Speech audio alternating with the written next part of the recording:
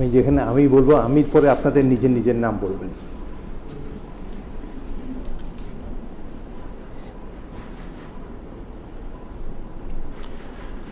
বিসমিল্লাহির রহমানির রহিম।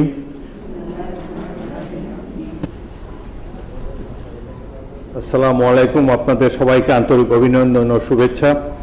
এখন আপনাদেরকে শপথ বাক্য পাঠ করানো হবে। আপনারা অনুগ্রহ করে দাঁড়িয়ে শপথ পাঠ করার জন্য অনুরোধ করছি। আমি সংসদ সদস্য নির্বাচিত হইয়া সশ্রদ্ধ চিত্তে শপথ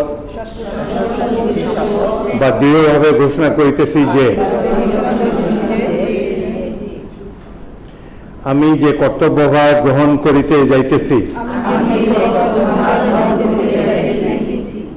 তাহা আইন অনুযায়ী ও বিশ্বস্ততার সহিত পালন করিব।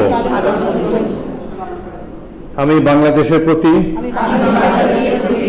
অকৃত্রিম বিশ্বাস ও আনুগত্য পোষণ করিব এবং সংসদ সদস্য রূপে আমার কর্তব্য পালনকে ব্যক্তিগত স্বার্থের দ্বারা প্রভাবিত হইতে দিব না। ধন্যবাদ।